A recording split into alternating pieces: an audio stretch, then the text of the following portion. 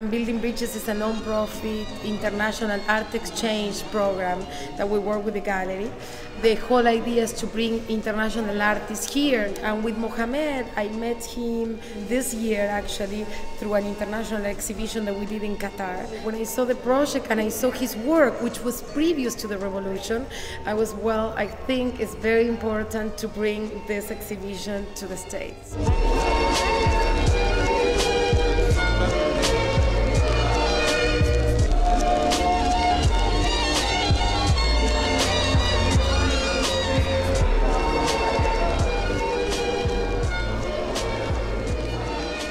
I hope many people come see my artwork and my opinion, because this project started 3 years before revolution until now, and it's very important, I think, is people understand and enjoy in my view, my artwork. Well, the art is amazing. I mean, the timing and especially the video is so powerful, that the caged lion that seems to symbolize the situation in Egypt, and now the lion is practically out of the cage. It tells a huge story. The focus is the lion, the symbol of the lion, and the emergence of the voice of the people of Egypt, who have been quite compromised and their voices shut down. This whole show is really kind of a personal show. It had nothing to do really about the revolution. It was mostly about how he felt as an artist, as a human being, living in a dictatorship, living in Egypt. And it slowly became something more elaborate. It became about Egypt itself. What was interesting to me is I wanted him to explain to me, what does it mean? You know, everybody has their own interpretation, but they look at it. I said, what does it mean for you that you decided to do this? And he suggested that no matter how many layers you put on the lion and how much erosion he can sustain over the years, he still stands as a lion, noble and strong and powerful. And it's an image that in Egypt they would like to perpetuate. When I have idea on concept for my work, I can find my material, I can find my way.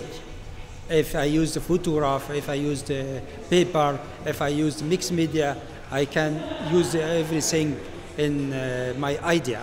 It's funny because in Egypt, a lot of the art you see is kind of very classical, and I like the fact that he does try to do something different, that he evolves, and he's using mixed media, which is not something that's very popular in Egypt. I never met somebody that creates paper, and he does his own paper, so I think that was wonderful. I study amati paper from Mexico, and washi paper in Japan, papyrus paper in Egypt, and I make a mix between different kinds of paper. And the paper means the culture. I make a mixed culture. This is in my work.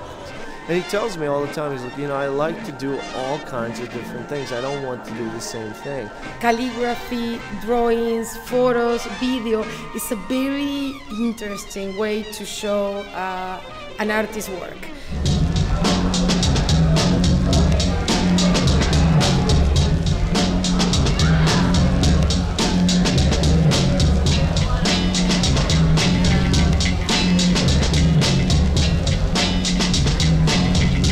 And also, I think what's great about it is that we're so detached from the rest of the world in LA, that to have a show that deals with the revolution, deals with the Arab Spring, and it deals with an issue that's so fresh, that's still going on. I mean, the revolution is still happening.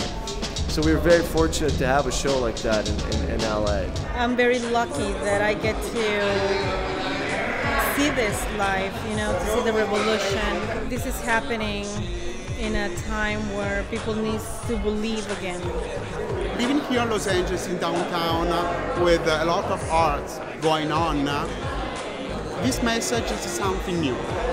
It's not just an expression of beauty and contemporary art. We can see a message, and we need it. It's very important to have some knowledge about his or her country, and about the world. If you have good contact with your own self and have a contact with outside, it's very important to have very good bridge between inside and outside. I feel it's a very, very good feeling. I have very, very good feeling about my exhibition today. I think its feedback is very, very good for me. Because I see that people really connected with the concept, the Mohamed's concept. And you don't get that response very often. So I think it was the harder work, but actually the best benefits in the end. That is my feeling.